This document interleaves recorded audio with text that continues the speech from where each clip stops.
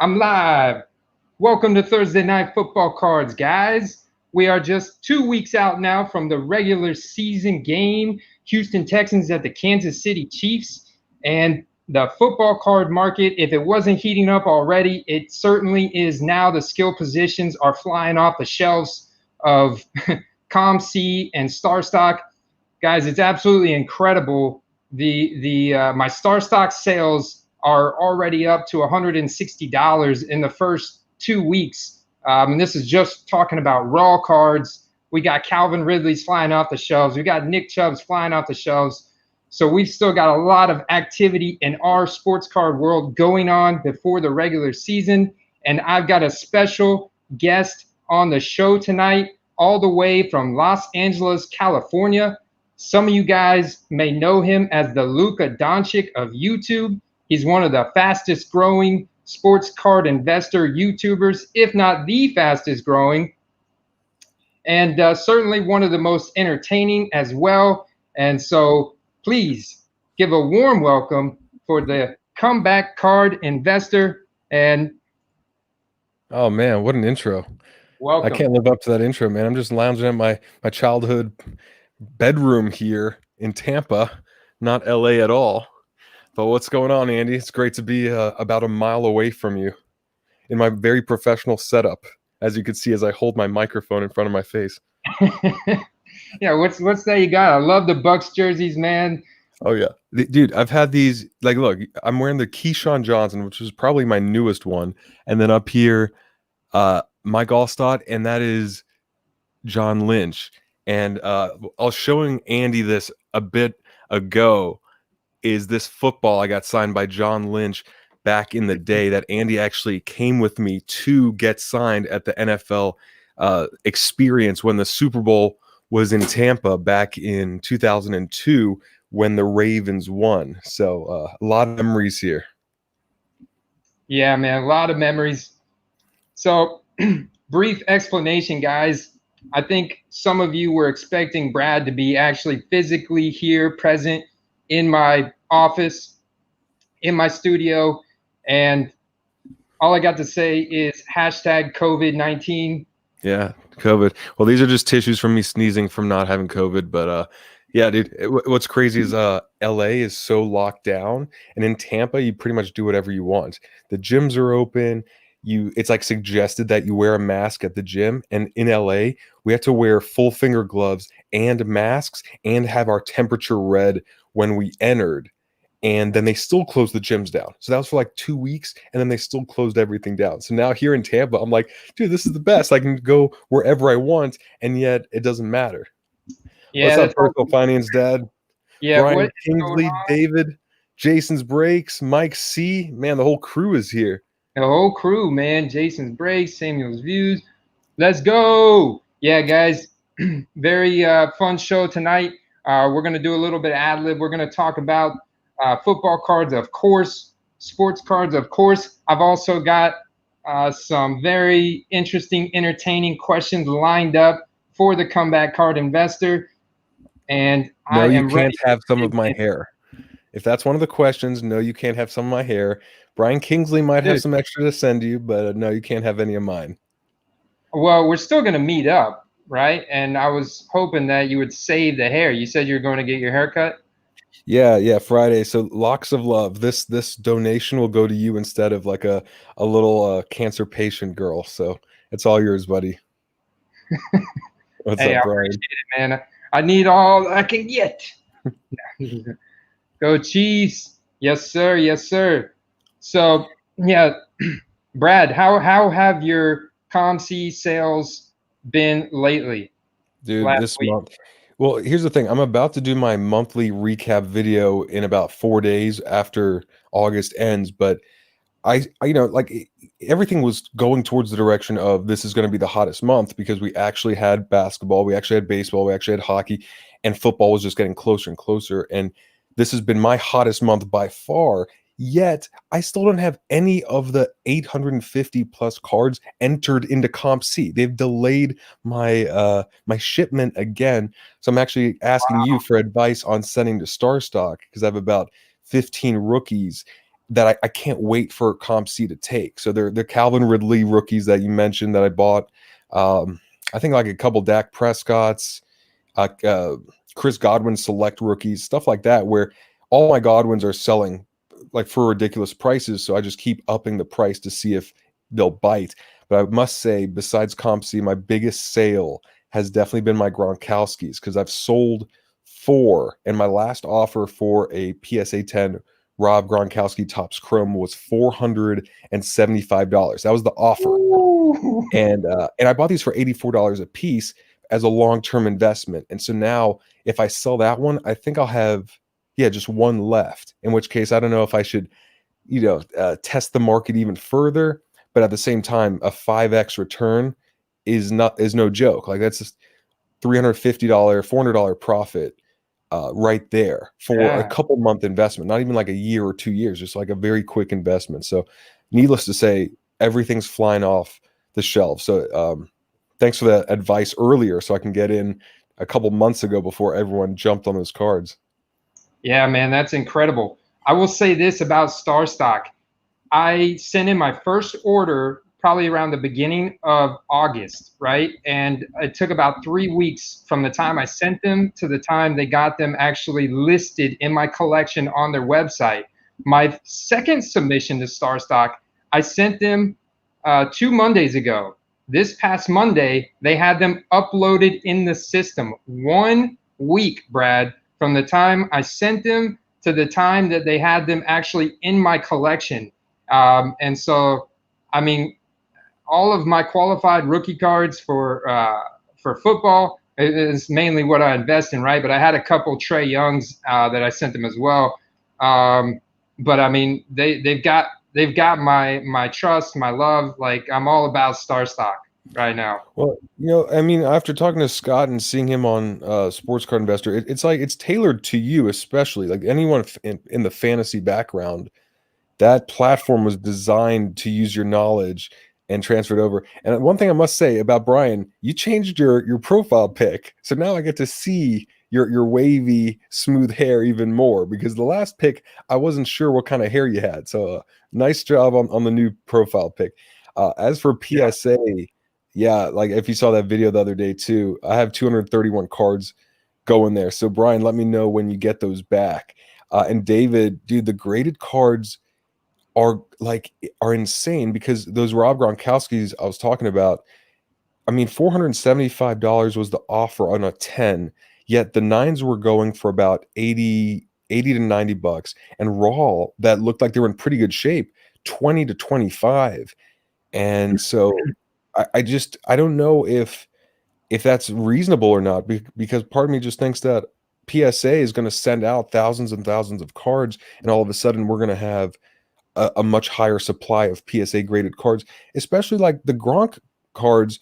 I was buying them at the beginning when we started this for $7 each. A Topps Chrome Rob Gronkowski rookie card for $7 each, and to think a PSA 10 is going for $475 now is ridiculous. Yeah, dude, I wish I can like sell my hair. I wish that was a side hustle I could start, is just selling extra hair. I'll save these for later. But I pulled out some old pics from the archives of Brad and I back when we were in our college days, and I had hair. I had hair. Yeah, guys. Actually, this is going to be like the highlight of the live stream, is seeing what we looked like about 10 to 15 years ago. I guess about 15 years ago when we were hanging out. Yeah, well, we lived in the same condo. We were roommates. Oh yeah. Oh, dude. I mean, our history goes deep. That's where the pictures from, man. So, all right, let me ask you, what's going on with football cards on your end? I mean, that's obviously your focus. You're selling on Star Stock. Yep. What's going on this week that might be different than the last couple? I mean, that's a great question, Brad. What I've seen is hype continue to build. ESPN, as we get really close to the season, ESPN is one of the biggest fantasy platforms. They're really cranking out a ton of data. They've amped up their daily podcasts, their daily articles from their whole crew of guys, and it's right there. And so I think that a lot of these guys that I'm seeing fly off the shelves are coming from the ESPN articles talking about sleepers, talking about undervalued guys in fantasy drafts, guys that are going to overperform what their projections are this year. And typically those are the same guys that have got underpriced rookie cards that you can flip. So recently, I've literally got 4 different offers, sold 4 or 5 different Calvin Ridley cards this week, and not all Prism cards. I sold 1 Prism on Star Stock, but I sold a couple Obsidian that was serial numbered to 100, and then another Select that was serial numbered to 100. These are cards that just a couple months ago I bought for $2. Now I'm selling them for $15. The same thing with the Nick Chubbs I bought a couple months ago, and now they're flying off the shelves. And what I'm doing now is I'm really raising the prices and holding a lot of my cards. I have been buying Mike Evans. I've got quite a few Mike Evans. I've sold some Mike Evans a few weeks ago, but I haven't recently. Here's the thing that I'm wondering is like, okay, I was talking to you about the Gronk card. Should I sell it at 475? Should I try and hold out? And it keeps going back to, is it best to sell at the peak of hype or when the games start? And that's a question I'm asking myself a lot, because remember The Last Dance? That's when I started. That's when you pretty much started. And I remember that the price peaked about 2 weeks or like a week or two before The Last Dance, like for a lot of the cards. So the peak of the hype of the actual event was when a lot of the prices sold at its highest. And I think that's when people thought, no matter what I pay for now, I will be able to get higher when it actually starts. And that might not be the case. So that's what's making me think, are like $475 for a PSA 10 Gronk. I'm like, this is incredible. Only if he delivers really good, like only if he's putting up great numbers, can I expect these prices to be this way. But if he's only getting 5 catches a game for 40 yards, I can't expect those cards to go higher than what I can get for it right now. Like that's my thinking, at least, is like the prices are in line with what people expect his performance to be, rather than what it could be, which it could just be average if Brady throws the ball to other guys. As far as Mike Evans goes, I bought like 40, I don't know about 40, but a lot of Mike Evans cards right when Tom Brady signed with the Bucks. And I just pieced that together. And that's when, back in March, when no one was really on Comp C, or like not a fraction of the people. And I just bought a ton, and I've been trickling them out one by one. So same thing with Chris Godwin. Those were the few guys I knew about. It was my team, and it was an easy investment. But right now to buy Mike Evans is like, you can, but man, where were you months ago? Because we haven't seen any movement, but everything on paper has been pretty much the same for a long time. His card prices have gone up. I just checked him when I made my new video, and his card prices on his Prism and his Topps Chrome have literally doubled in the last month, from what I saw, which is it's good. But I want to go back to what you talked about Gronk and the volatility. I think if you don't sell your Gronks now, you're gonna hold and hope that the Bucks go to the playoffs and they make a Super Bowl run, and Gronk has a big appearance in the playoffs or in the Super Bowl. If you don't sell them now, I think you're holding in hopes that we go to the playoffs and the Super Bowl, in my opinion. Well, either that, or it's I hope in week 1 he has 2 touchdowns and 130 yards, but that's unlikely, right? If he could come out swinging and have a huge game, but I feel like the prices are already reflecting him performing really well, because I feel like those reports of him doing well in training camp is what's fueling some of this hype, in which case the prices are going up because the expectations are going up. But that's what tells me, hey, what if I sell these now? Doesn't matter how he does, doesn't matter where those cards go, because when someone underperforms in the first 2 or 3 weeks, now I have this extra money to roll it into them, so that when they get out of their slump, now all of a sudden I'm using that and rolling it into another undervalued, underpriced investment. So you know, when I'm saying no to $475 on an $84 investment, I like that quote, pigs get fed, hogs get slaughtered, keeps entering my mind. Like, am I a greedy asshole, or is there actual validity to me holding off? And that's why I liked the fact that I got 6 of them, because every single one was like, all right, put it out at 225. I think the first one was maybe 225, then 275, then 325, and then it really jumped. But it's cool because I didn't sell all 6 at $225, which is still doubling or more, like more than doubling my money. But it's really cool to be able to really test the market like that. Yeah, absolutely. I feel the same way with my raw cards. My flips are on a much smaller scale, but I feel the same way. When I bought, and this is, like just last week, Nick Chubb had a concussion in practice. And he's back now, but he was held out. And there's volatility in all players, right? And we have this hype. We have this tremendous hype curve coming into the beginning of the season here. So it's not like my Will Fuller is a prime example of a super volatile player who struggle with injury every year. But that first game on Thursday night, he should be healthy, and there's a high probability that him and Deshaun Watson, with the prior chemistry they have and the situation they're going to be forced in because they're playing the Kansas City Chiefs, that they could go out and light it up. And we see a spike in his card prices, but he's not a guy that I want to hold on to, and raise to $50 and try and hold on to in hopes that he has a really good season. Like, no, I want to sell him on the hype and go ahead and take my 300% return on investment and go ahead and reinvest that, Yeah. And I mean, I feel like just knowing the point where if I can sell it at where the hype is the highest because someone else feels like hype is going to be higher a week later, but it isn't, I'm cool with that. And I saw here, I think Samuel's, where's he at? There's a couple comments. Yeah, Samuel's views. I've been posting stuff. Yeah, there we go. I've been posting stuff I really don't want to get rid of now for ridiculous prices, and a lot of it's been selling. Yeah, man. It like you just, and I think that's the cool thing is sometimes you just post it on eBay or you throw it out there for an absurd price, and people will actually either buy it or offer pretty close to what that full price is. And that's another learning lesson is right now is we are in uncharted waters, which we've gone over a lot. And what we think is ridiculous is only ridiculous based on 3 months and 6 months and a year ago. What could be the prices now could be seen as dirt cheap in a year or 2 years, where I'm like, damn, I got rid of that Gronk card for only $500, while now it's worth 2,000. But as of now, that's a ridiculous price. 475 is a great deal, but in a year or two, yeah, maybe it's 2,000. So who knows? And I think Dustin put here as well about comic books prices leading up to the movie coming out. It's the highest right there where the anticipation builds.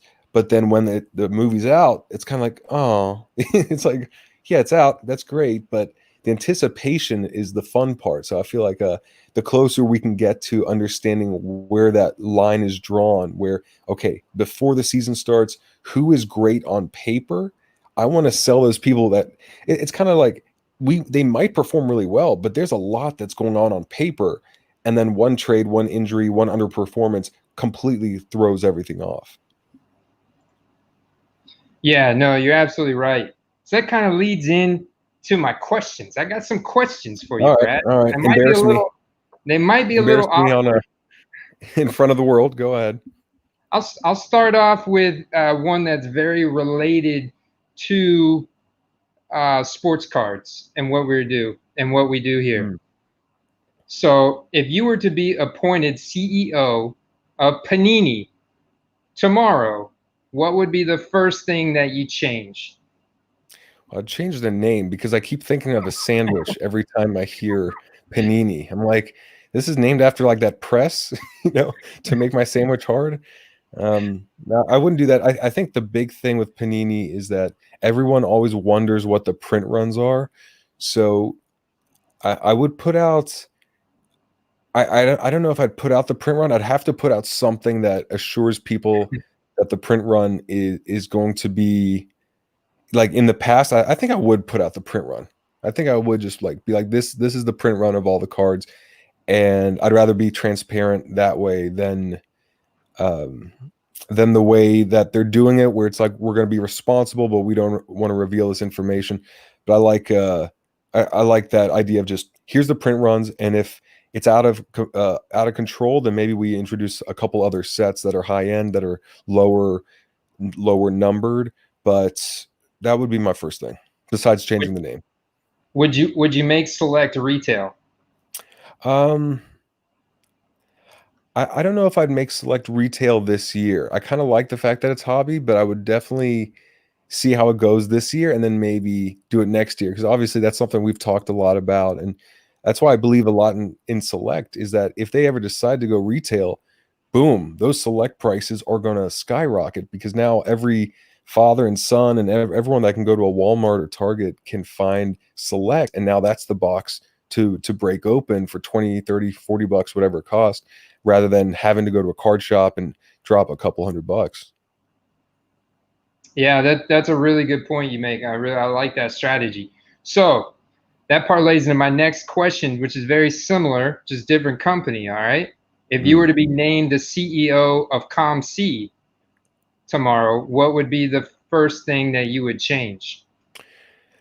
I obviously I like ComC. I've been using it a ton. I feel the annoyance is definitely how long it's taking to upload the cards, right? And you have a lot of people sending cards to ComC, and of course it's going to take longer. But I think what makes sense for everyone is if they did an like a not express lane, but like a service where if you're sending cards of certain players, like NBA playoff players, um, NFL star players, rookie cards, cards that are going to move, I would have an expedited service where if it's these top 100 athletes, uh, then you can have it in a special package or a special submission set, and that will go in the system as quickly as possible, because that's what cards we're looking to promote, because they're selling for a premium. That's what people want to buy, and so that's a win-win. And my biggest complaint was that someone could be sending in cards from the 80s of no-name baseball players that have 2 million of the cards printed, and they're ahead of me, and I'm sending in Chris Godwin rookies and Mike Evans rookies and cards that people want, and this is the time where they'd be able to sell for a lot, thus ComC making a higher percentage, making that 5%, but on a higher dollar amount.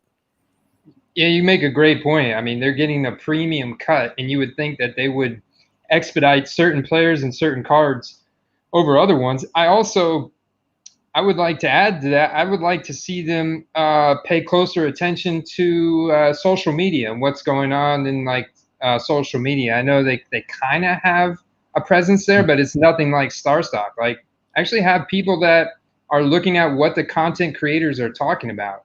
And I know you've mentioned several times now the length of time that it's taking to get your cards uploaded on their system.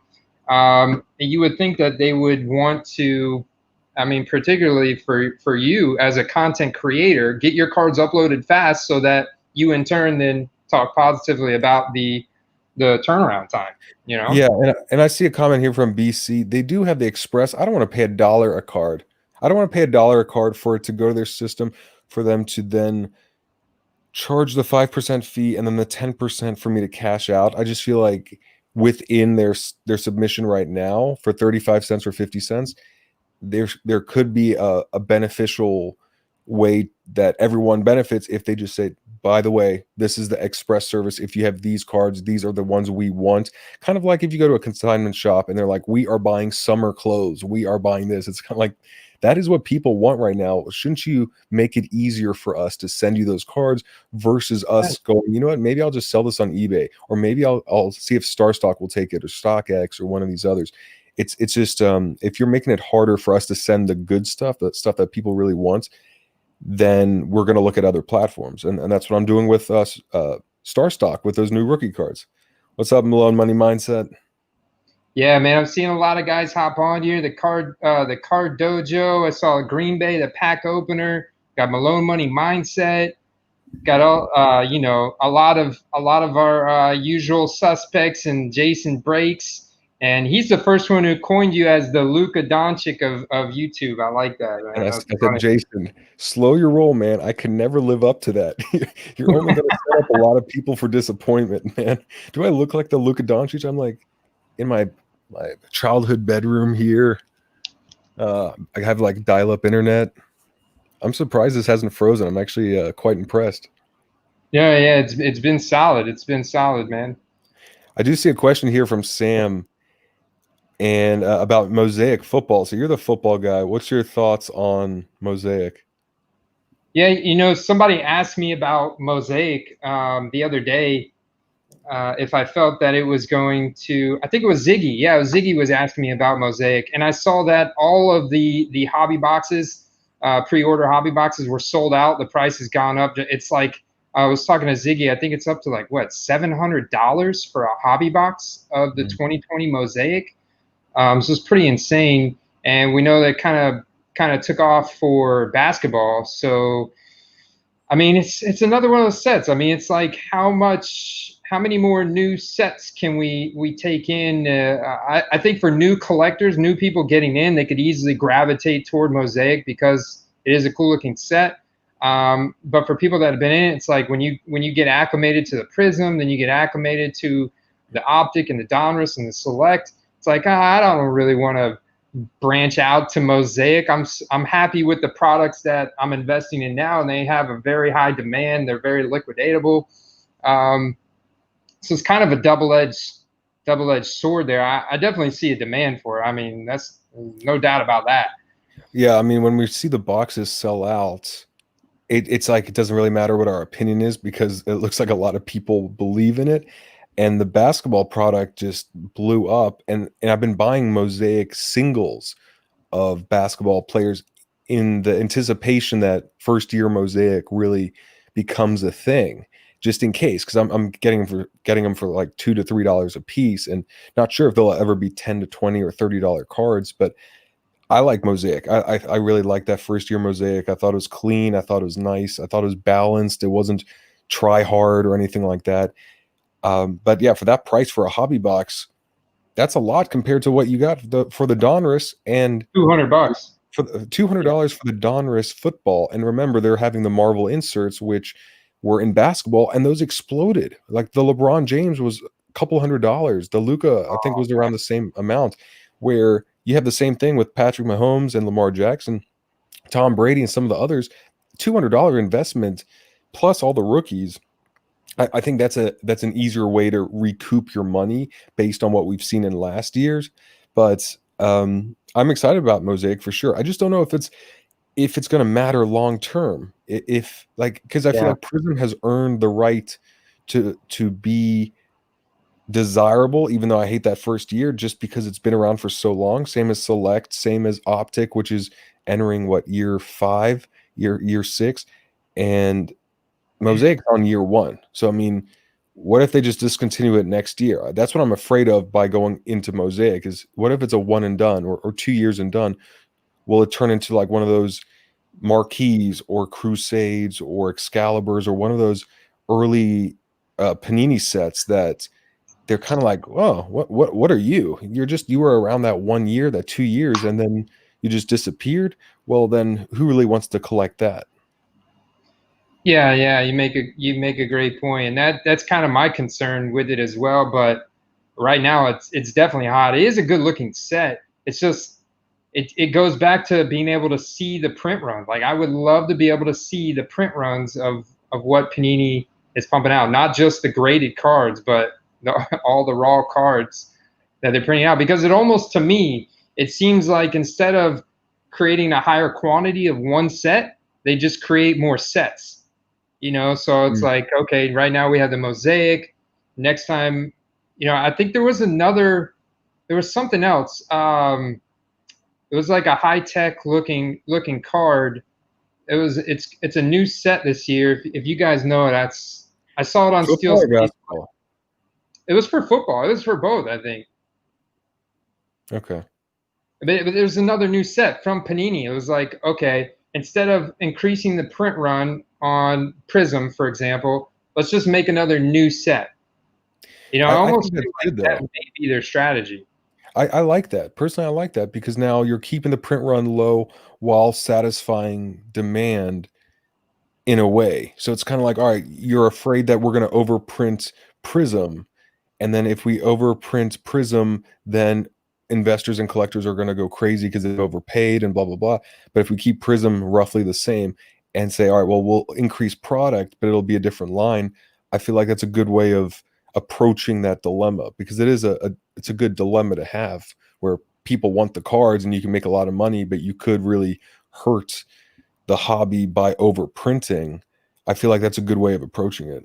Yeah, Obsidian. Which one is it? Elements, Yeah, Obsidian, I think it was Elements or Revolution.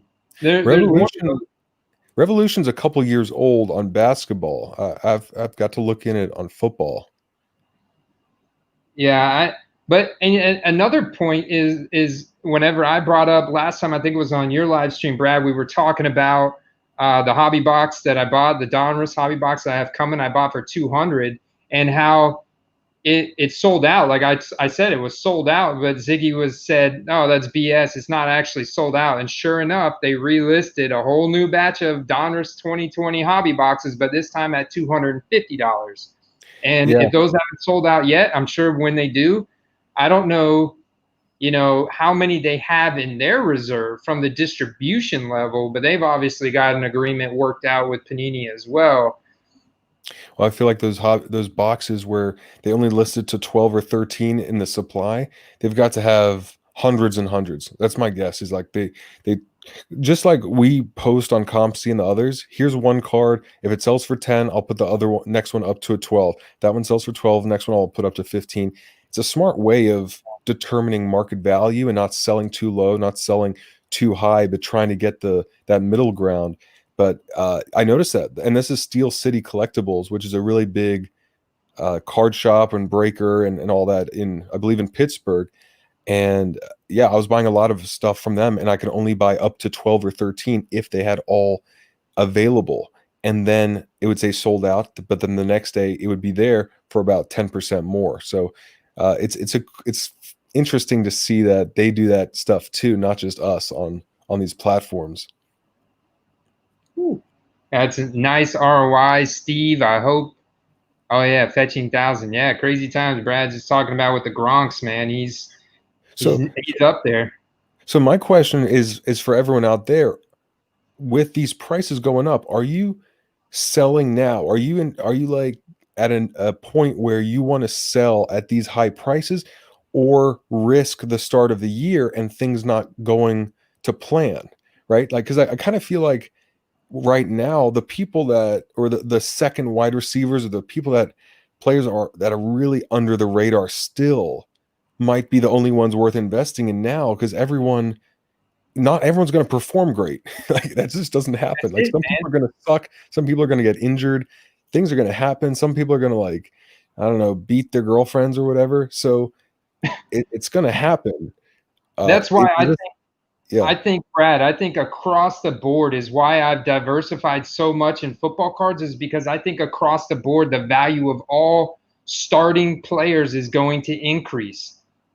Because at some point throughout the year, all these starting players are going to have their little moments of brilliance, even if they don't have a MVP or All Pro, Pro Bowl type year. They're going to have their little moments of brilliance, and I think they're just their base price at what you can find some of these skill positions, which is why basically I said if I find on any NFL team, literally that as Vegas is projected to win 8 or more games this year, and they're a starting 1 or 2 wide receiver, they're a starting tight end, starting running back number 1, or in some cases 1 or 2, depending on their coaching system, or a starting QB. In some cases, the backup as well, if that QB1 is got a high injury volatility, and they have a PSA 10 under 60, $70, I'm buying it. PSA 9 under $30, $40, and a raw card under $10.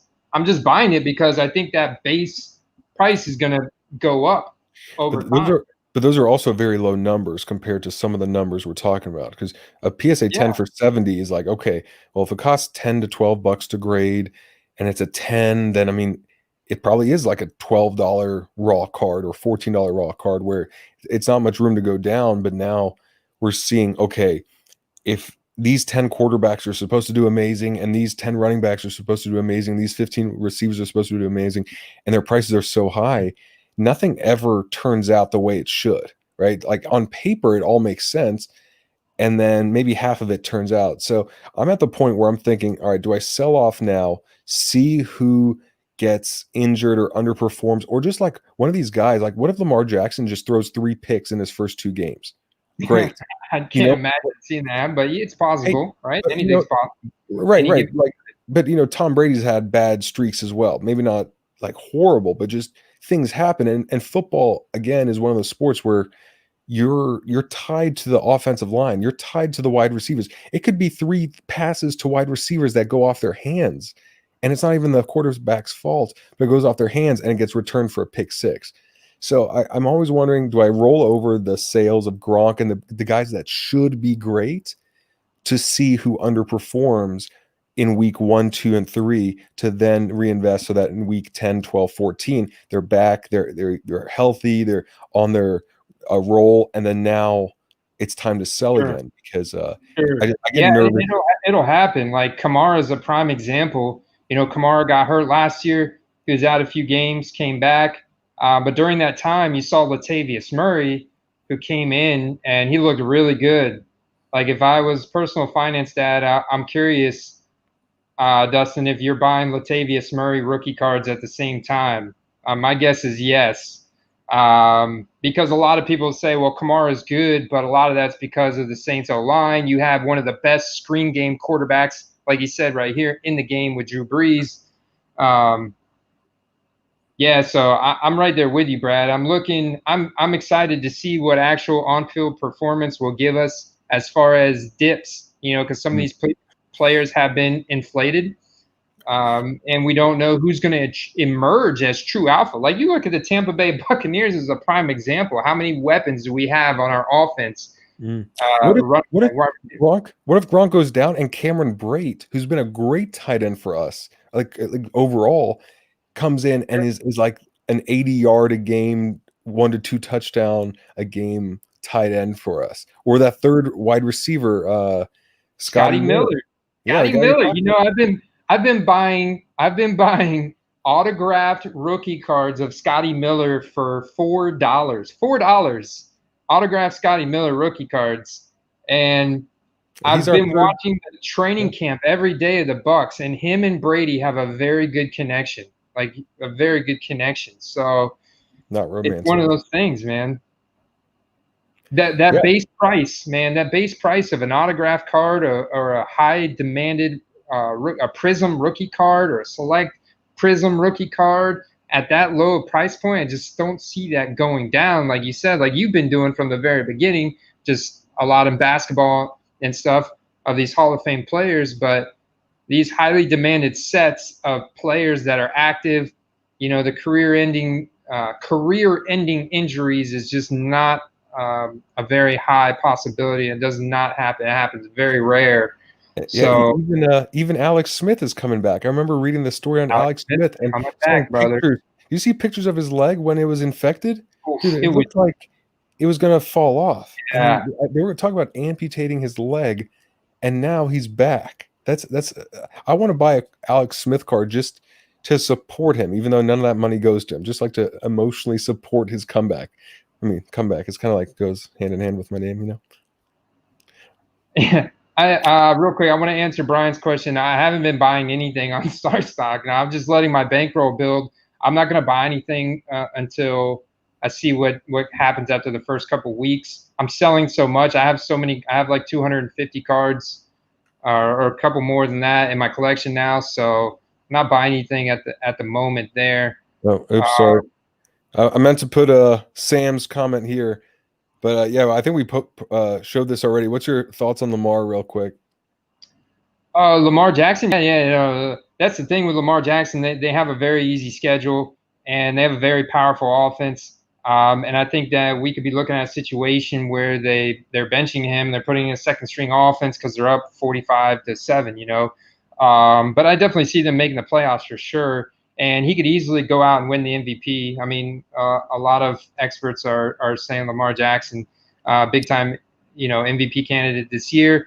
OJ Howard, what's your thoughts on OJ? Our Oh second yeah, yeah. string I tight love end. OJ Howard. I also saw DJ Moore, Curtis Samuel.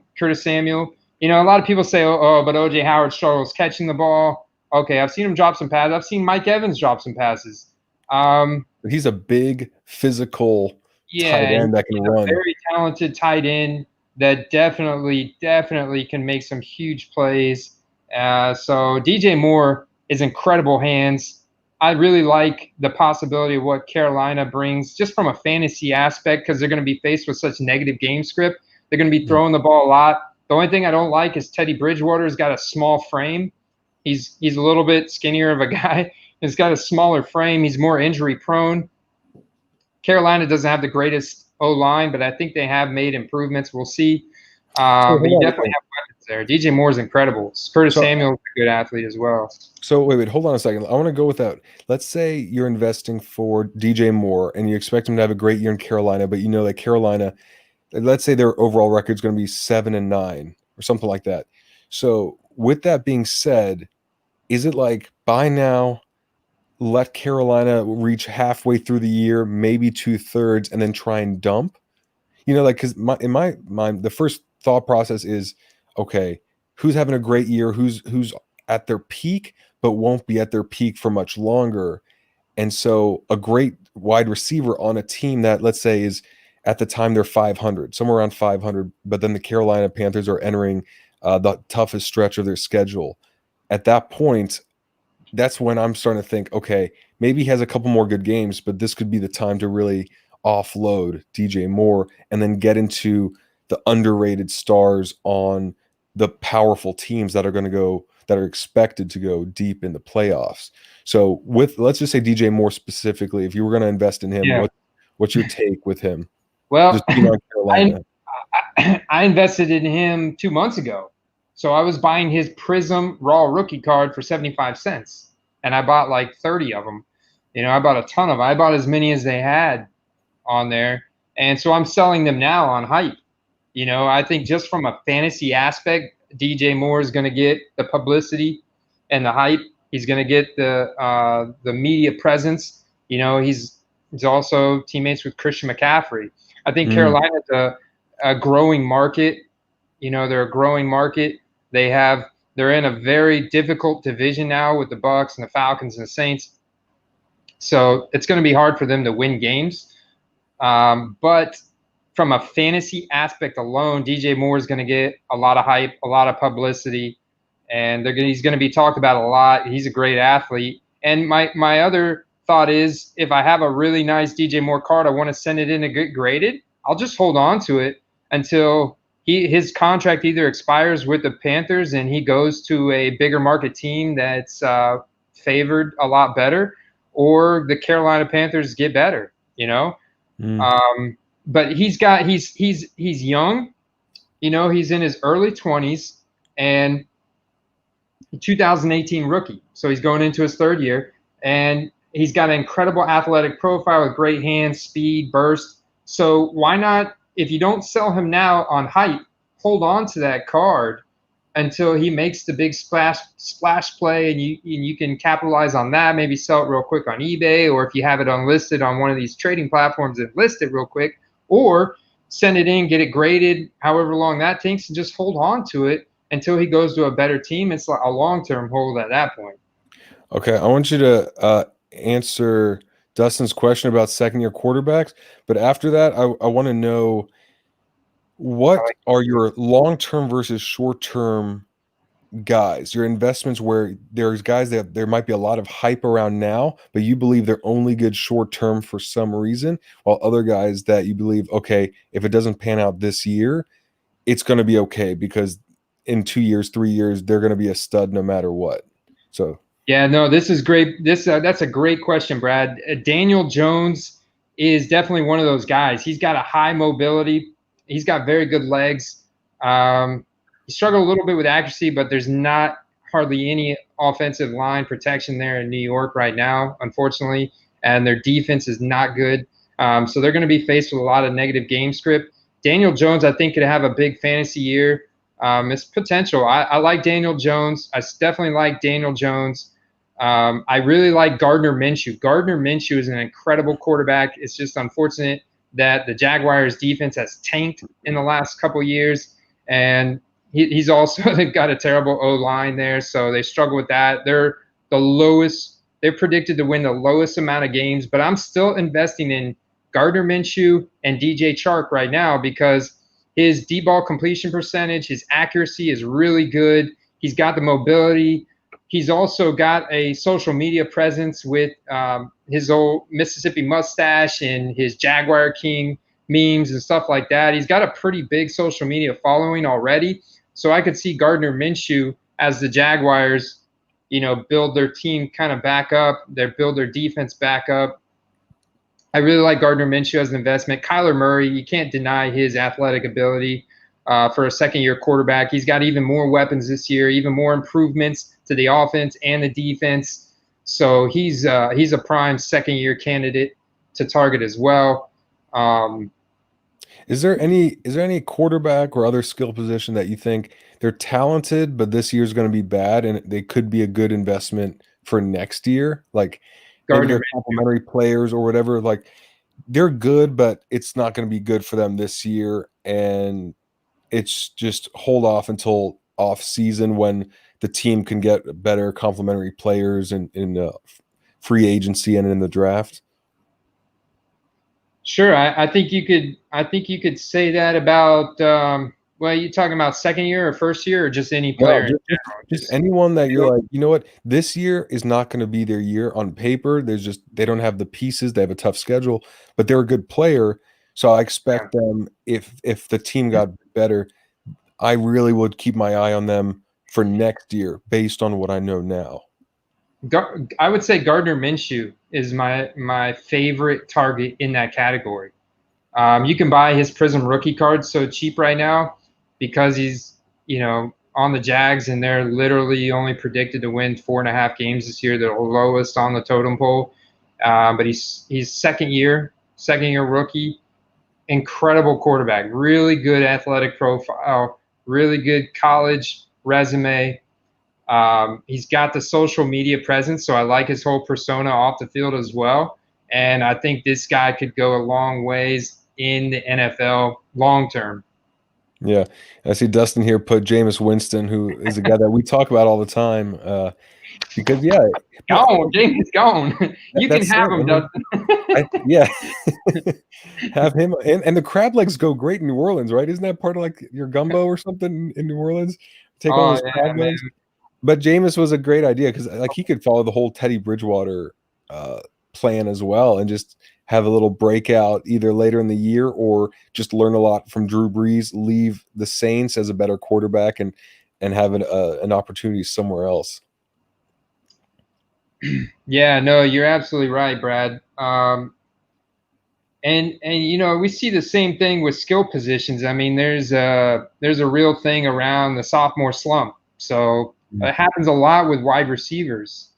But there's other guys like Terry McLaurin on the Washington football team. It just sounds weird saying that. The former Redskins. The former Redskins. Yeah, there you I go. really like Terry McLaurin. Incredible athlete, great hands. We saw him put up big numbers in fantasy last year. He's on the Washington football team, though. They're not really expected to do that great. So I'm not investing in Dwayne Haskins or Alex Smith, but I am investing in Terry McLaurin very heavily. Same thing with guys like DJ Chark, DJ Moore, any other DJs. No. Is there anyone that everyone is talking about, but you're like, why is everyone talking about this player? They're way overrated based on whatever reasons. Josh Allen. Why? Because he's inaccurate. I mean, the thing is, he threw so many balls. You think about how many balls that Jameis Winston used to airmail, and you would see Cam Newton used to do that a lot too. Josh Allen, man, he airmailed a lot of guys last year. It just so happened to be that he got lucky. Those safeties and those corners were pulled in. He is pretty mobile. And that's what's gotten him through. And he's lucky that he hasn't thrown as many interceptions. But it's only a matter of time before he goes out and throws 3-4 pick six in a game, and he gets a really bad rap. Right now, if you have Josh Allen rookie cards, I would sell them on the hype because his actual accuracy ratings going all the way back to his college career. And even if you go back to last year, his deep ball completion percentage is not good. And his accuracy under pressure is not good. Not good. Phillip Rivers is another guy that there's a lot of hype around going into Indianapolis, but that dude's washed up. I mean, I love Phillip Rivers because he can talk so much trash without cursing. Yeah. He looks so angry all the time. I'm like, dude, looks angry all the time. I can't believe he does that. Yeah, he's got that old boy country accent. But I think there's also something to be said about like Phillip Rivers, where you've been around for so long, you haven't gotten over the hump. You're known as a very good quarterback, but just it's like the ceiling has already been reached. It would be very shocking for you to break through this ceiling this late in your career. I think that's where it's hard to feel excited about a guy like Phillip Rivers cards, because it's like, oh, you mean that guy that's been around forever, that's never made it after all these years? While the young guys, you expect them to get better and better every year, or the guys like Drew Brees and Tom Brady, the ones that have already proven that they can get it done on the highest level. While someone like Phillip Rivers, you're like, dude, if you haven't done it now and you're not on the most, I don't know what Indy is expected to win this year, but they're not like expected to win the Super Bowl because of their amazing defense and other players, then I don't see Phillip Rivers as even being someone I'd consider. No, he's got a pretty good value to his rookie card right now because of his resume, but he's kind of like that guy who, always a bridesmaid, never a bride. Yes, he's the bridesmaid of the NFL. That's right. And I don't see him lighting it up. I see Jonathan Taylor and Marlon Mack carrying that team there. I think he's going to dump it off a lot. They've got one of the top 5 ranked offensive lines in the league in Indy. That's really their bread and butter right now. Decent defense. And just like this comment right here from James Zacconi, Buffalo will probably win their division because of their defense. They've got a top 10 defense. They've got a really good defense. I think Josh Allen is decent, but he's not great. And he's like 2 pick sixes away from getting a really bad name. Can someone bust out a Mike Allstott? Brad's got a Mike Allstott jersey up there. Jersey? Oh yeah, right there, man. Boom. Look at that. And John Lynch. I don't want to stand up. Too late. Don't make me stand up. Where's the Lynch? There we go. It's kind of facing away, but I'm in my California king size bed right now, so just chillax in here. After last season. Yeah, no, that's a great question. Tannehill gets some respect. I don't know, man. I don't know. I like to think so because I've been bullish on him, and I bought several of his rookie cards because they were super underpriced for a quarterback. And the Titans still have a fierce defense. They've also still got Derrick Henry, who I've invested in. Jonnu Smith as a tight end. That guy is literally Derrick Henry as a tight end. He's incredible, man. They handed the ball off to him last year. It was like he ran the ball for a 55-yard touchdown. Jonnu Smith, A.J. Brown, their supporting cast was one of the best in the NFL last year. So I would like to see Tannehill get more respect. I think it could happen.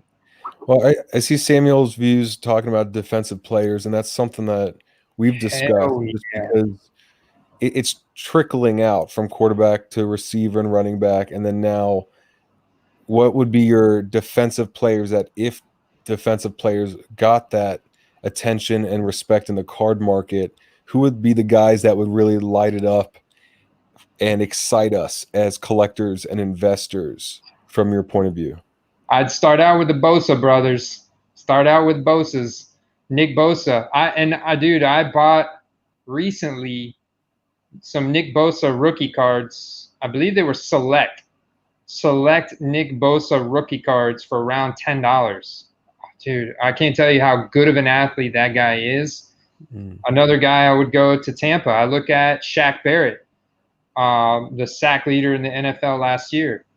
I wonder if on defensive players, the safest thing would be, okay, who's expected to be in the Super Bowl? Who's the top linebacker? Like the ones that can use the hype around Lamar Jackson throwing a touchdown or Patrick Mahomes running it in and those highlights being on, and then all of a sudden they show the defense and who's that guy with the pick six or with the strip sack going that route versus someone on the Carolina Panthers or Jacksonville Jaguars, where even if they're a great defensive player, I keep thinking the ESPN highlights are like, okay, we'll take 4 seconds on this, and then we're going to go to the Chiefs and Ravens game, and we're going to spend the next hour dissecting every bit of this because there's a good chance one of these teams are going to be in the Super Bowl or at least the conference finals. So I just wonder about that from an attention standpoint, because it's always about the offense, and so maybe the defensive players need that strong offense that's going to have a good shot of going deep in the playoffs for them to start getting the love. Yeah, no, and I mean in real NFL talk, the defense is what wins championships. It's the defense that stops guys like Patrick Mahomes and Lamar Jackson. That's your only hope because, I mean, yeah, we can go toe to toe with a team like that, but at some point, either our defense or their defense has got to stop the other team to give one of the teams an edge to win the game. So that's why defenses win championships. You mean Keyshawn Johnson? Keyshawn Johnson doesn't win championships? Shut your ass up, you fake ass John Randall. Give me the damn ball. I think Keyshawn Johnson wrote a book called "Give Me the Damn Ball." I got to look it up. Yeah, he did. Yeah, he did. Give me the damn ball. I don't know if he wrote it or someone else wrote it for him, but it was called "Give Me the Damn Ball." Come on, man. Come on. So, Brad, back to my questions here. Uh-oh. Let me ask you, how do you feel about putting pineapple on a pizza? I love it, man. I love it. I like Really? It's not my go-to, but when we worked at Papa John's, I would definitely have what's that pizza called? Like Hawaiian chicken barbecue, which was barbecue sauce, chicken, bacon, and pineapple, and it was phenomenal. So I wouldn't just have a pizza with pineapple, but pineapple with that combination was great. That's interesting. I would never. I remember you consuming that pizza, but that was a long time ago, and I'm not a big pineapple fan. Not a big pineapple fan. Dude, you remember my favorite pizza though, Papa John's? I don't know if you guys have ever had Papa John's back in the day. I don't know if they still have this. You remember my favorite combination? What's that? Was it the? No. I remember you making like a veggie breadstick pizza deal with Alfredo sauce or something. Dude, spinach. If you guys ever order this, spinach Alfredo pizza from Papa John's with pepperoni. And the reason why is because the spinach Alfredo is very creamy, very smooth, it's nice. And then the pepperoni is this crispy spice that like covers the other taste buds. But you got to get the pepperoni on top or like half on top so it's actually crispy, because Papa John's kind of like puts it under the cheese and then it becomes soft and soggy. But that was the best combination. Anyway. So would you consider a hot dog a sandwich? No, it's a hot dog. Hot dog's a hot dog. Would you consider pizza a sandwich? No, it's a pizza. No, but a hot dog is like a piece of meat in between two pieces of bread. What if I fold over the pizza slice? Now it's bread on the outside. Is that a sandwich? No, it's a slice of pizza. Might be a pizza sandwich, man. I don't know. We might have to ask. A hot dog. Yeah. All right. So, what sport would be the funniest to add a mandatory amount of alcohol to? I'd like to see batters getting hit by pitches a lot more.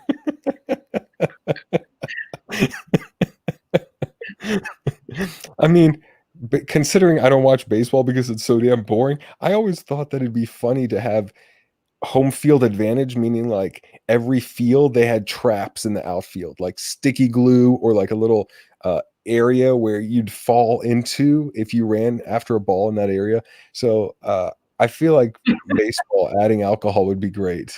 Baseball, yeah, that sounds good, because baseball you could easily stand on first or second base and drink a couple beers. Yeah, you have to take a shot. Maybe you have to take a shot when you reach first or something like that. But Cardojo says hockey. I can't skate sober. That would definitely make for more interesting fights on the ice. That's dude, for oh sure. man, Yeah. All right. So, Brad, yeah, if you won the lotto, $1 million, what would you do first? that's not a very big lottery, but I mean, like overall, that's like one of the local ones. Honestly, dude, I think the first answer would have been travel just to get the hell out of the country, but I can't really do that anyway. Um, dude, I don't know. I honestly don't know because I don't operate on debt. I don't really care about a new car. I don't care about like stuff like that. I care about travel and I care about building a business and enjoying it. I think I would have to do an epic giveaway though. I think that's the first thing that I go, you know what? I got to do a live stream and do a pretty big giveaway. So if I ever win $1 million, I'm totally doing like live stream lottery winning special giveaway edition because it You would just heard be it. fun. I might You just, heard it here first, I'd guys. probably buy a bunch of those Mosaic football boxes and then just have a live stream where I open 10 boxes or 20 boxes or like space them out and then just give them away uh for like a month straight. Like not all the money, but just like once a week for a month, do something like that. So we won't see any research related videos from you for a couple weeks. I'll hire someone else to do that bitch work. So so if life were a video game, what would some of the cheat codes be? I think reading minds would be for as in like what I like a superpower in a way. You're Yeah, talking about like sure, a superpower? I sure. don't know how you meant this. The A lot. cheat Well, codes. I mean, like, so if you say real life is a video game, like for example, I would say like a cheat code would be for me like never get tired. Like I just want to Yeah, always be yeah. like Okay, so on read point, minds. Okay, ready to so produce. Yeah. I would go with read minds. Um, never get tired's a good one. I would say predict the future is like an easy one to win in life, man. And anything you predict the future, Yeah, you're fine. the future. That'd be pretty incredible. So if you had the choice of superpowers of being able to fly or being able to predict the future, you'd rather predict the future than fly? Yeah, I think so because if I predict the future, I can invest in whatever I want. I can make so much money. I can fly private anytime, anywhere, and that would be close enough to flying. But if I could just fly on my own and I don't know the future, then I probably get hit by a plane or like like a bird runs into me and I go Point. flailing to the ground That's a and good die. point. Yeah, if Yeah, I, that's a good point. you know what I mean? Yeah. So I see a question here. The $1 million, what would you invest it in? Like if you had to invest it. Honestly, right now, if it was $1 million right now, I'm waiting on the housing market to crash because I remember hearing that a third of mortgages were not paid last month, which is ridiculous. And I think, or I feel like in the next 8 to 12 months, there's going to be a lot of real estate that's underwater. And I'd love to get my hands on $1 million property in Vegas, like a 10 unit or 12 unit. And the goal would be for that apartment complex to just fund my lifestyle, fund my card investing, and then just cover all my bills. Just have the renters in there, have perhaps a property manager that takes their cut, and the rest of it just uh, it fuels my lifestyle. So that'd be my passive income. So I could do everything else without having to pay bills. But the numbers have to make sense, just like in cards. So it doesn't make sense now. I feel like in 8 months to a year, based on what I'm seeing and what's going on, I definitely feel like that could be a lot of short sales, foreclosures, things like that, where it could totally be, it could be like buying Zion after he gets injured and eliminated from the bubble and his card prices finally go down, that kind of thing. Yeah, that's a good point. That Yeah. would be a really good idea. Yeah. And Brian, Talk dude, about seriously, like, I mean, a market crash in LA means, oh, yes, this house is only 500 grand instead of 1.3 million. This 2-bedroom house in Compton is only 500K. Whew. Yeah, glad I'm in Tampa. But and it's high here. Like I talked to some people that I know in Tennessee. It's incredibly cheap. The same like you can get a mansion up there for the same price my 4-bedroom 2-bathroom house here, you know. Yeah. And that gets you So like a parking spot in LA. gets you a parking spot for a scooter. For a scooter. Nice, solid. If you well, you didn't you used to ride a scooter? Oh, I still do. I love it. I love my Vespa. Really? Yeah. Oh yeah. Dude, you talk about a cheat code. A cheat code in LA is a Vespa. $20 a month on gas max, $15 a month on insurance. I can weave between the lanes so I don't have traffic. I can park wherever I want so I don't pay for parking, and it's fun. So I rarely drive my car. I only go for longer trips in my car, but I love the Vespa and my bicycle. Like those are my favorite toys. So what two totally normal things become really weird if you do them back to back? Dude, I have no clue. I mean, I don't even know where to start thinking about that. I mean, I guess anything that's brush. I don't know. You can say like brush your teeth and then eat dinner or something like Yeah, that something backwards. like that. Well, I mean, Jesus, like, what's yours? I don't know. I was kind of thinking, hey, what's up, Ziggy? Welcome. I was two totally normal things that would be really weird if you do them back to back. It's not easy. Yeah, that's pretty insane. Like, Next. I can't even answer my own question. Well, you know, I got these off one of these. These are fun questions, man. These are fun questions. Okay, so if animals could talk, which would be the rudest? Damn, man. Like I should have prepped for this. The rudest animal. Uh yeah, help me out with this. Help me out. Rudest animal. I mean, A lot of cats. cats are kind of rude, but some of them are cool. Raccoons. I feel like raccoons You are know what? rude. Raccoons are pretty cool. I like raccoons personally. Cat, baby I swag. need something rare. I need something like Yeah, a something hippo rare. or something.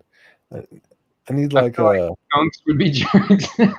yeah, I was thinking skunks, but it was only that one skunk from that cartoon that was like the French asshole. I don't know, man. A rude animal. Foxes, yes, foxes are definitely got to be jerks. Mockingbird.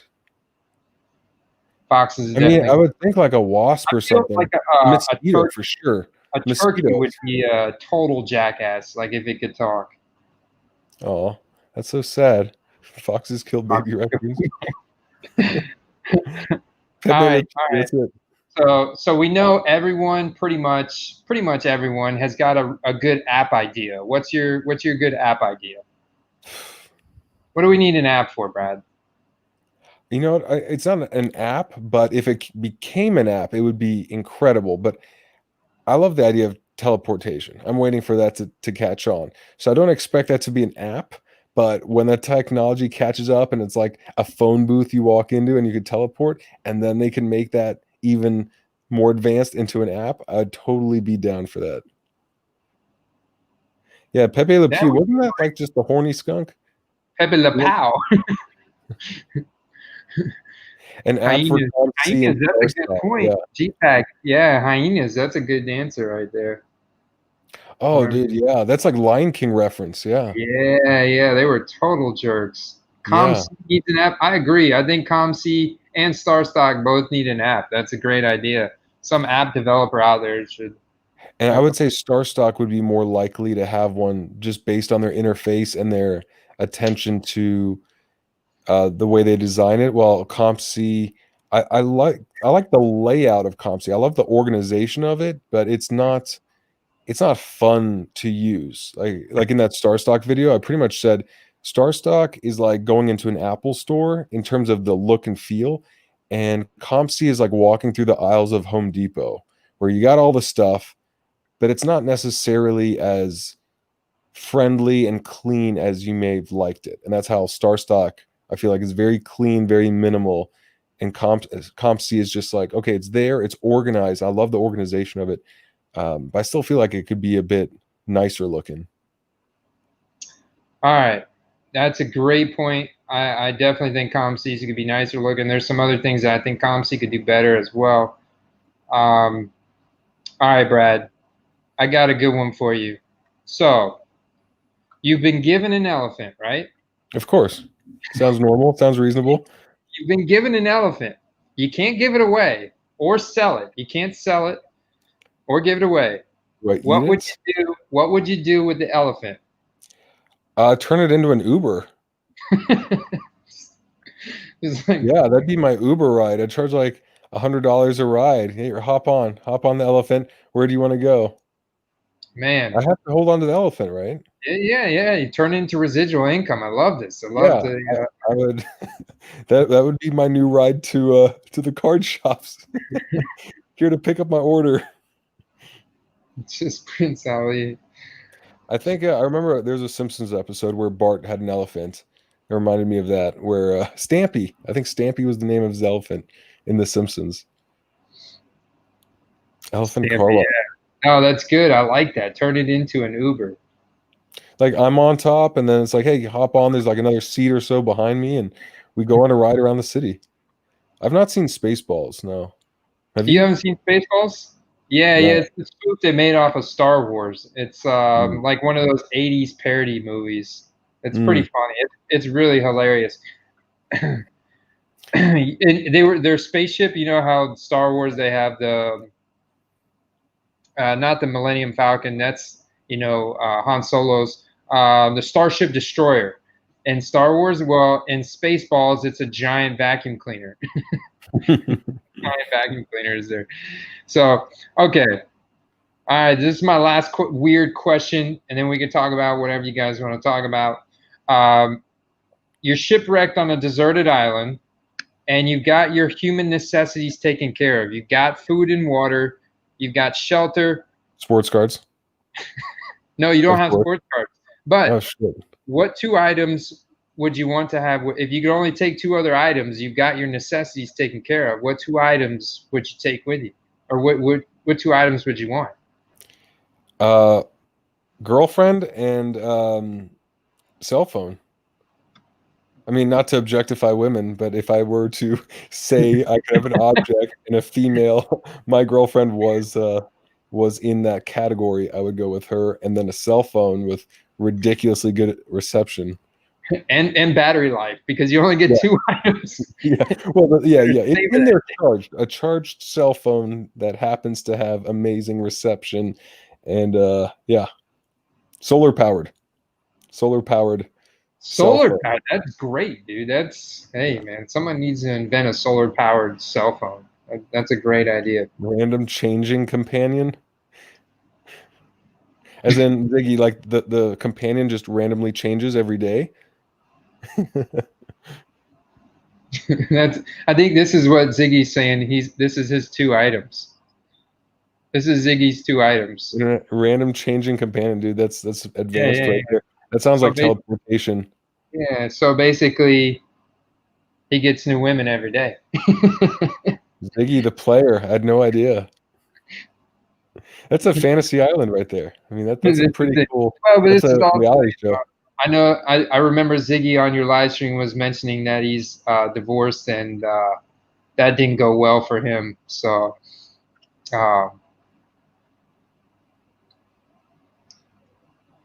Brad, he said Brad would just use cell phone to sell cards on Star Stock. I would actually, yeah. My girlfriend's like, "Did you call for help?"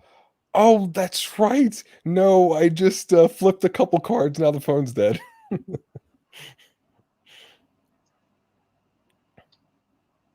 So you have any questions for me, Brad? No, I don't. Yeah, actually, when am I going to see you? I'm a mile away from you right now, except I'm in my childhood bedroom. Yes, guys.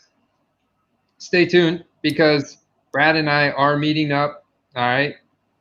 Like I said, or did I elaborate or explain? I Yeah, just said yeah. hashtag COVID, but I have young children in the house. I have babies, and one of them's got a weakened immune system. And Brad just traveling across the country. Give him a few days to simmer off. I'm gonna meet up with him at a remote location, and We're off from the tight constraints of California here in Tampa, where no one does anything. yeah, no one does anything here in Tampa. Yeah, I got yeah. people. I was gonna It's say, funny. It's like my daughter's in virtual kindergarten class, and there's one kid in her class that wears a face shield to the class. But every time, on the computer. no, she's in the classroom. This one girl's in the classroom, but she's wearing a face shield. And the funny thing is, she's only 5, right? And so every time this girl talks, she lifts up the face.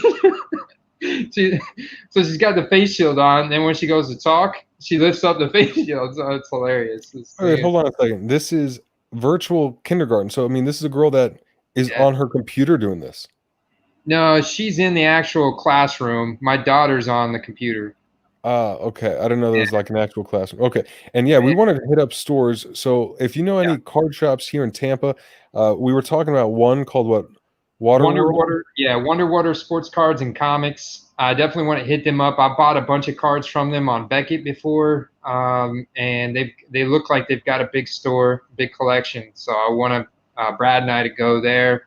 There's also another baseball. I think it's called the Baseball Card Attic in South Tampa. So I want to hit that up as well. And thank you, Ziggy. Thank you, Ziggy. Yeah, they're good kids. Just don't want to, got more of a family decision. We've had some people close to the family pass away from COVID here, and so it's kind of hit close to home. And we just, if it wasn't for the kids, honestly, I wouldn't be worried because I'm young and I have a good immune system, I feel. So I really wouldn't be worried. I'd be like everybody else that I know that doesn't have kids. They're, just out there living their life. But yeah, so we're definitely going to meet up, and I'm going to film it. Like, I'm going to film our meetup. We're going to do something fun. It's going to be cool. And then I'll post a video. We'll make a video. I'll try and do it cinematic style, trying to get better at my vlogging. With 94 B-roll clips in the 6-minute video. That's it, man. 94 B-roll clips. And 18 overlays from NFL.com. That's how you get 100% audience retention.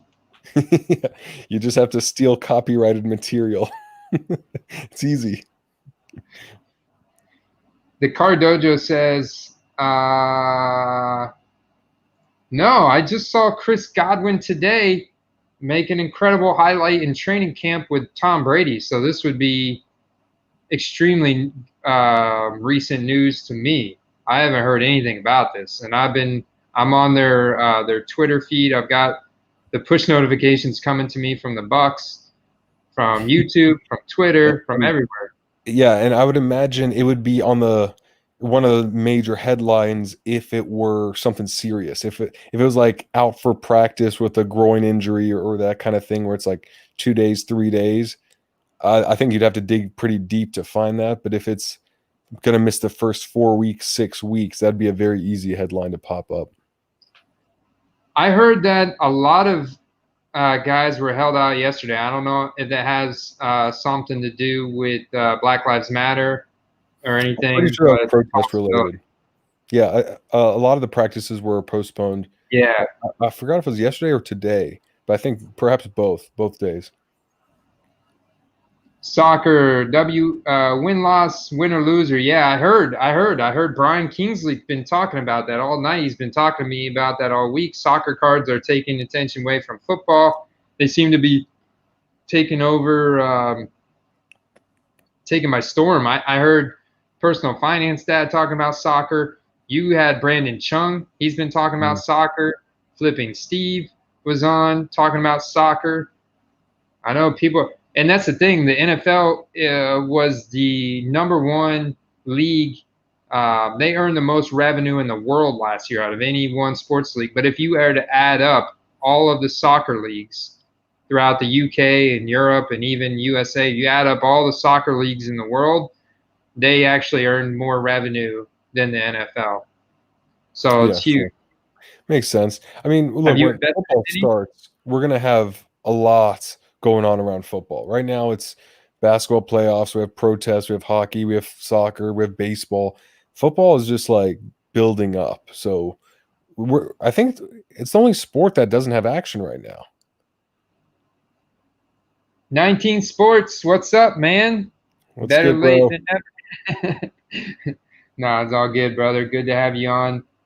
Well, Um, Card Dojo, I wonder if that was if they had ordered like what how much soccer cards do they order? Do they order the same amount of football cards, or do they order what prior was a good order, which may have been like 10 boxes, and they sold out of those, but they really order 10 times that amount of football cards? Like, do they order the same amounts or not? And maybe it's just that it wasn't selling before, and then that was what they had ordered of soccer 6 months ago, but football, maybe they get that replenished a lot more often. But regardless, soccer is on the rise. It's no surprise, and it's just going to keep growing.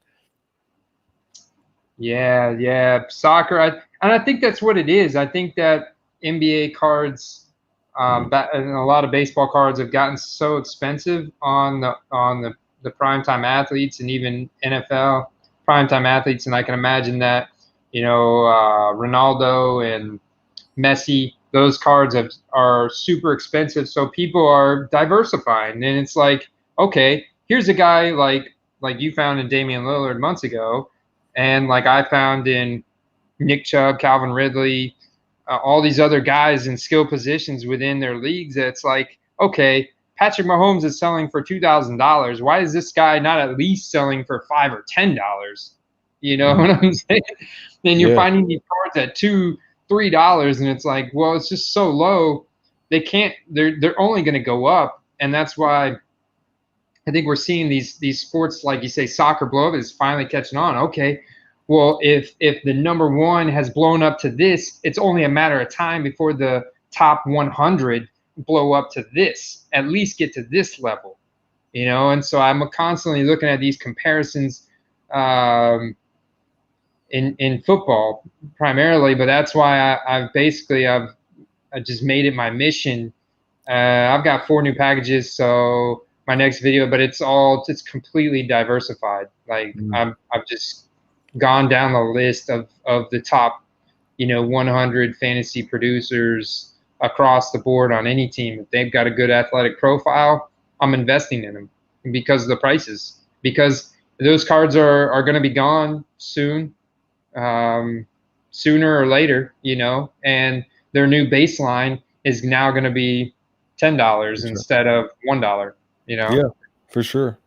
Yeah, I saw some answers here about the soccer cards and how the card shops did have the same quantity of each, but they're just selling a lot of the soccer cards to regulars. And I wonder if those regulars are just seeing great flipping opportunities now versus before. What's up, T Mills? Pete Mills, I got you a shout out, man, for a new Yeah, subscriber. there What's it up, is. brother? I just saw it. It's scrolling. Yeah. But yeah, man, honestly, I think that's the point. I'm not into soccer. You're not into soccer. I'm not going to start being into Yeah, soccer because of the opportunity of the money of the flipping, because just being in one sport and going all in on one sport will be enough if you only care about one sport. So you're into football, and if you want to dabble in other sports, that's cool. But if you know football more than 95, 98% of people, and that's your sport and you love it, what's the point of even looking elsewhere? You just reinvest more in that sport, right? I'd yeah, rather it because just I'm be looking at more roughly focused. 300 players that are going to produce um, at a decent level this year in the NFL. They're going to be producing, scoring touchdown, So, I mean, that's like, And I mean, and the more in depth you can go with football, the more little nuances and advantages you can find between either players or opportunity in sets and different rookie cards or whatever to get really good at that. And so that's why I'm not a big fan of diversifying between sports too much. I feel like as long as this hobby is pretty big as it's getting, one sport, putting in $10,000, $20,000, $100,000, whatever, where it's $500. Why go in so many different directions? Because you doing all that research to find one player that's going to break out in the NFL is going to be a 10x return or 20x return or whatever on that card, and you love that research versus trying to find that same player in another sport, and it's not as much fun because now you're doing it for the money. That just doesn't make sense.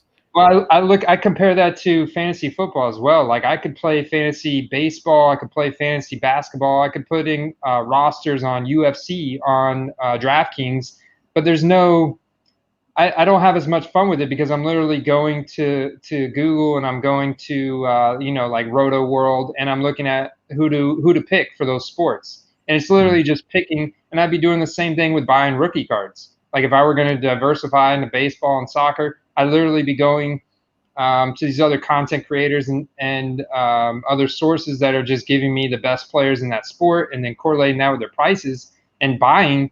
But there's no like I'm not doing any real research on my own. There's no emotional connection there. I don't actually watch the games, so it's not nearly as fun or fulfilling to me as buying and investing in football cards, which is my Yeah. sport because I'm already watching all the games. I know all the players.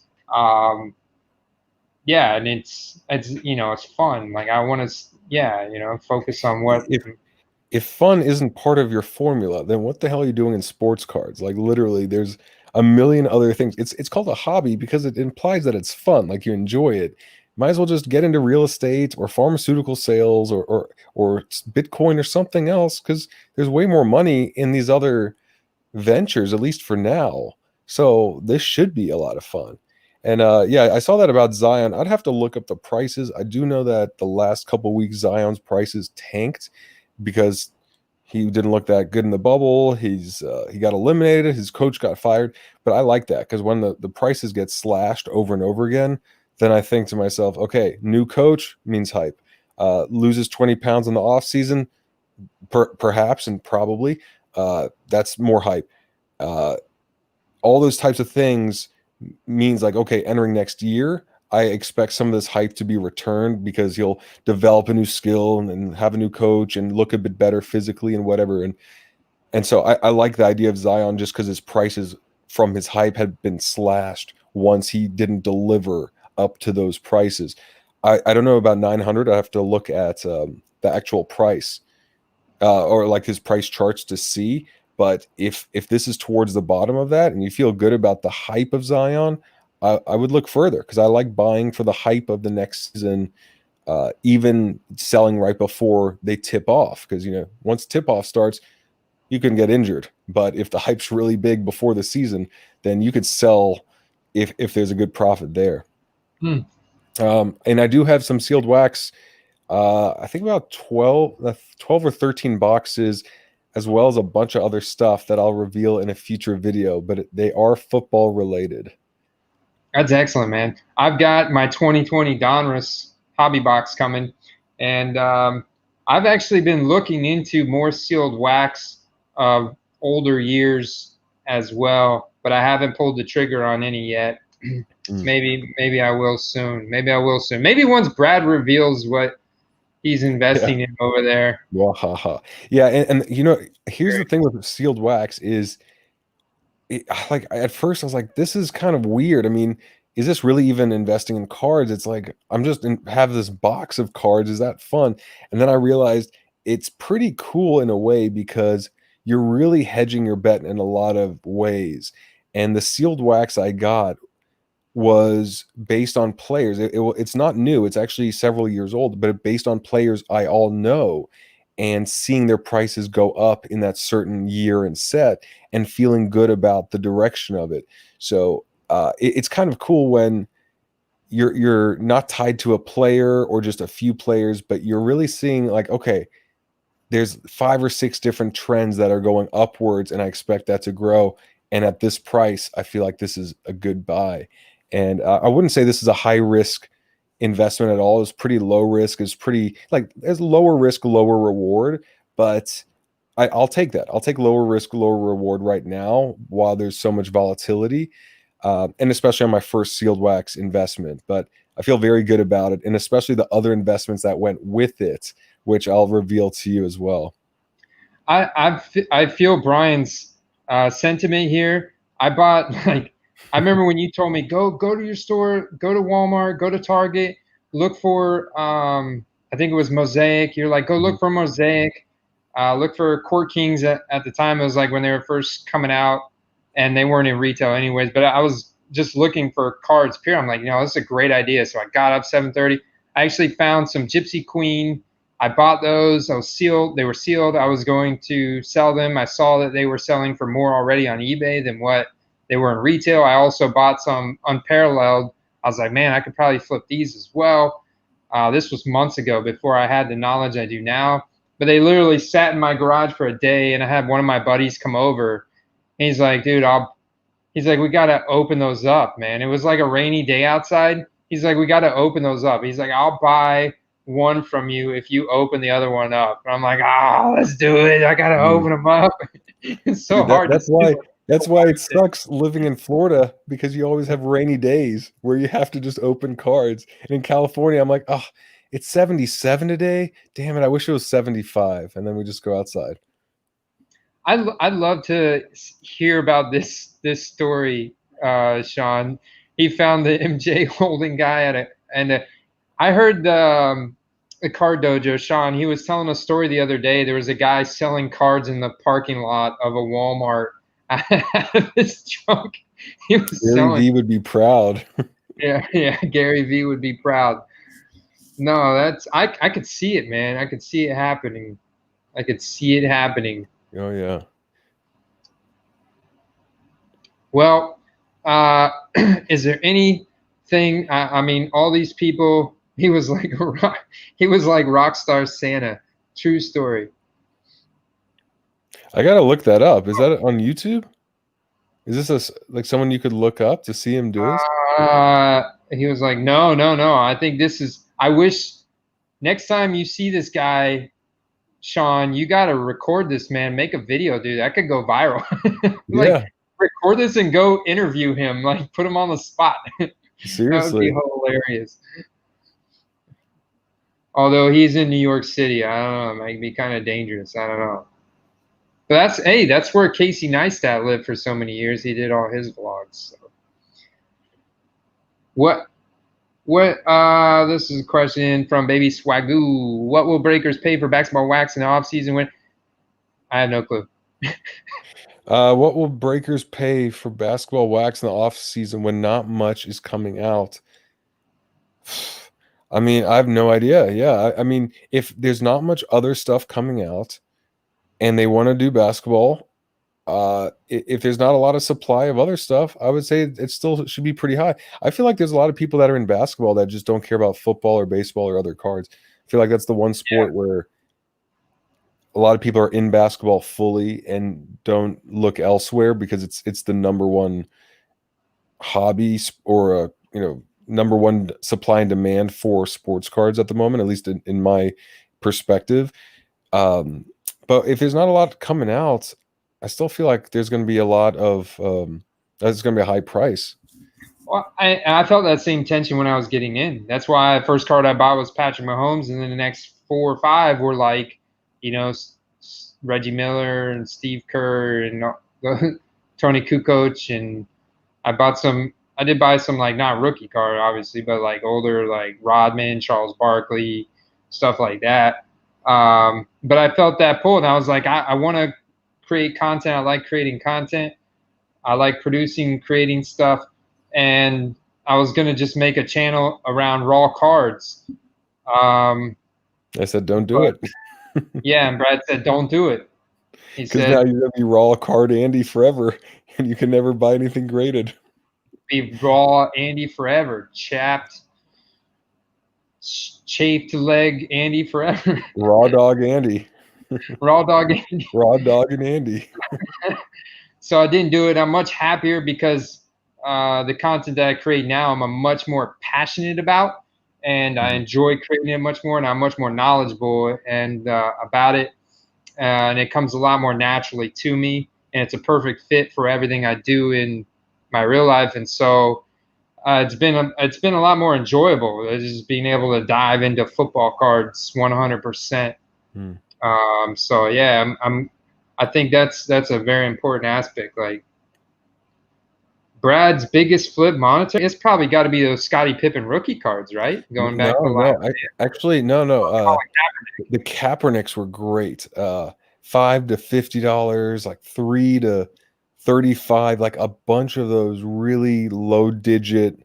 I think the most I paid for a Colin Kaepernick rookie card was probably, I know I paid $5 as one of the highest, but a lot of them sold for 25, 30, 35. The highest one I remember in terms of sales was $5 I paid for a Colin Kaepernick Topps Chrome refractor rookie card. I bought on Beckett. I literally found it, had it shipped to me. It arrived very quickly. I took pictures of it, listed on eBay, sold within hours for $50. And that I was proud of. And then recently, the Damian Lillards have been great. $10 to $150. Well, like maybe it was $12 for that select rookie. $3 or $4 hoops, Damian Lillard's up to I think $44, something like that. And I'll have all these sales in my monthly recap video. And then now the biggest one would be if I sell that Rob Gronkowski, 84 to 475, and that's graded. That's the only big graded one. But it's more about like I'm proud of the mindset behind why I invested in those other players, because it's a very duplicatable process going forward. When certain event happens or you anticipate an event happening, it's like, okay, no one's talking about this player, let me look further into it. No one, this event happened in society or in culture, okay, what does this mean? What's the chain effect of, okay, players are kneeling in the NBA, okay, and then boycotting games, okay, now will this lead to something Kaepernick related?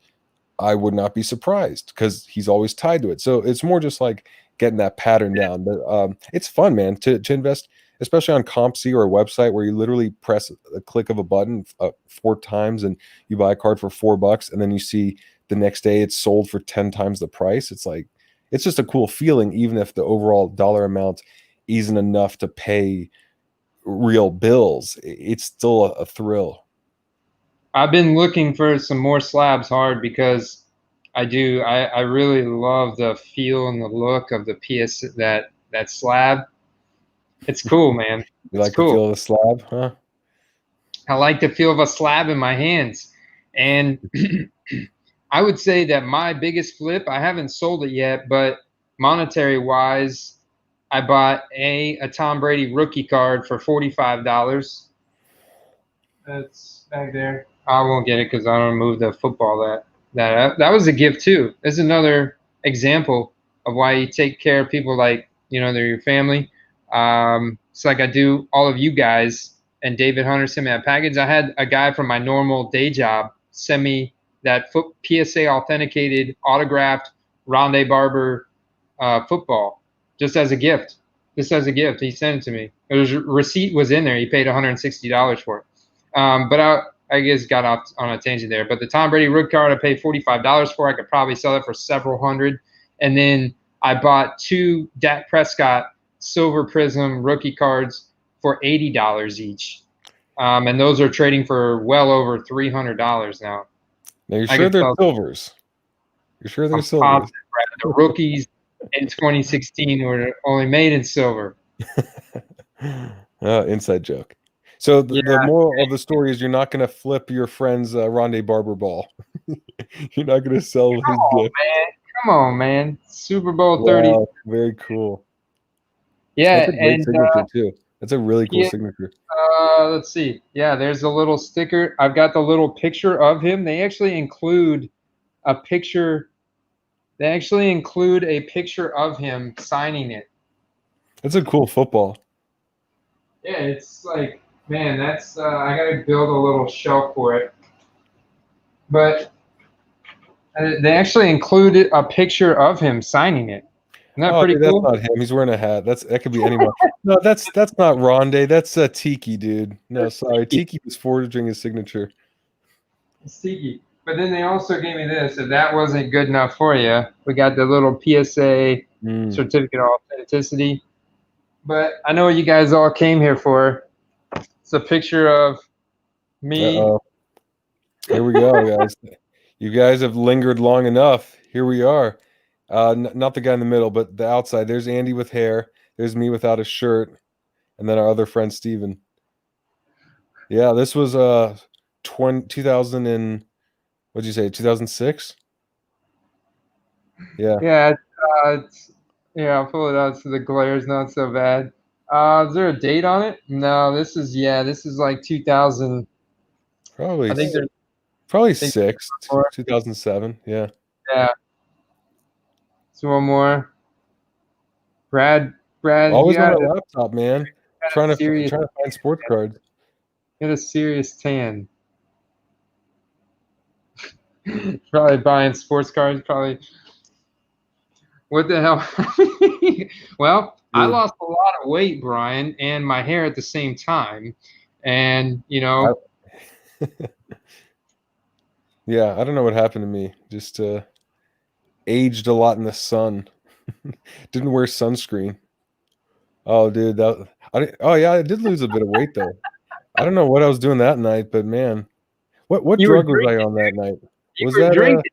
We were drinking blender. Remember, we'd make a whole blender of margarita, just like the whole blender, and just like, oof, here's your drink. It's just an entire blender man. of alcohol. I miss having that kind of metabolism where you could literally just drink sugar water and chemicals and feel okay the next day. Yeah, dude, time Yeah, sucks. Now I drink like half a glass of wine and I'm fucked up, and the next day is a disaster. yeah. No, I'm probably paying for it. 2 beers that I drink once a week. Actually, That's I right. drink tonight, guys. Select highlights. That's it. These are That's the only drink. That's my drink of choice. Gotta Brad doesn't promote my have part. any Select High Life in Tampa. No, no. I They're have in his like fridge nine. in LA. I have like 9 out of the 12 left in my fridge in LA. Yeah, man. So, any last parting words of wisdom here? This has been absolutely incredible. I want to thank you so much, Brad, for understanding first and foremost why you're not physically here in my office, but we are going to meet up, and I want to thank you for coming on the channel tonight and sharing with us your words of wisdom. Any last words you want to leave us with? I completely understand. I hope you understand the pile of poop I will be leaving in a bag on your front door tomorrow morning, lit on fire. I know you'll understand that quite well. But honestly, dude, it's going to be great going to the card shop with you. And if I was a father of 2 wonderful little kids, I would not take the slightest risk. So happy to be here virtually. I'm glad my parents' 56K modem dial-up was good enough for this live stream. Yeah, I'm glad your parents are they sleeping right now? They're probably sleeping. Yeah, yeah, it's 10:43 here. Yeah, Make sure you tell your mom I said hi, give her my regards. will do. What'd she make you for dinner? Did she make you dinner tonight? Dude, I made my own dinner tonight. I'm a grown-ass man. Mom, the meatloaf, the Yeah. meatloaf. Mom. What's she doing in there? Oh man. Man, look at Brad Nolan trying to talk some smack over here about his Bears smoking the Buccaneers. Man, who's going to be your QB, Brad? Is that Trubisky or is that Dude, I it don't going to be? even know who's on the Bears. Are they even relevant this year? Oh yeah, they're relevant, but they got that defense All right. still. Dude, Um, Brian Urlacher still on that team? Brian Walker's not on the I team, don't know. but yeah, I'm curious to see who's going to come out as a quarterback. Like I hear beat reporters saying Trubisky looks like he's got that fire in him again. He looks like he did his rookie year. Blah blah blah. Dude, So you know what? There's always hype around every team, around every player. ton of That's hype. what I mean, the reporters do. Bears are a big market. David Montgomery is a badass running back. Allen Robinson's a badass wide receiver. Khalil Mack is a badass defensive end. Plus, they've got other weapons on the team. Dick is stalking the sidelines. Hey, that's what's important, man. Dick Yeah, yeah. Happy belated birthday, Brad. Thanks. Don't buy your return ticket yet, brother. You and I are gonna meet up this weekend and go stalk some card shops, see what kind of trouble we can get into. It sounds good. Yeah. Hopefully it's not just curbside service here like it is in LA. So love to be able to actually go inside. Brad says Mitch or Foles doesn't matter. He's beating the Bucks. Oh, Khalil But Mack Jay gonna Cutler still play for the Brady. Bears? What? Who, Jay Cutler still playing for the Bears? Cutler. Oh my God. Yeah, I think Drew Lock kind of looks like Jay Cutler. He's on the Bears. We'll see, man. We'll see. We'll see. We'll see. That's gonna be a fun game, dude. That's gonna be a fun game. I'll have to live stream Thursday night. We'll have to live stream. We'll have to hype it up for sure. Sounds For good. sure. I'm always Can't down wait, for a Brad. good game. Cannot wait, guys. This has been fun, man. Thank you so much Yeah. to everybody. All the comments have been excellent tonight. The answers, Brad, you gave were excellent, and some great nuggets of wisdom dropped tonight. We had a lot of nuggets of wisdom dropped tonight. I So I'm drop glad you lots guys of things. I drop lots of nuggets, all different sorts of nuggets. So I'm glad you got the good kind. got the good kind, man. The Awesome, knowledge man. nuggets. The I knowledge appreciate nuggets. it. All right, guys. Y'all have a good rest of your night. I'm gonna get back on the video creation trail. Hopefully, get one up by Sunday. And I'm sure Brad's got like 3 in the queue. Oh yeah, So man. you guys will expect super consistent content from this man right here. If you haven't subscribed to his channel, go over to the Comeback Card Investor, subscribe to his channel. He's over 2,000 subscribers now, 2,060 from the time he started compared to all other YouTubers. He's not put out one single paid ad, very little collaboration until he had me on his channel. And then he had. I actually lost subscribers from that. Now, too. That was good. That was good. That's a nugget. That's the kind of nuggets I drop, man. Kind of nuggets you drop late night nuggets right there, man. Nuggets. Well worth it. Well worth it. So good stuff, man. All right, guys. All right. Appreciate it. Thanks, guys. Peace.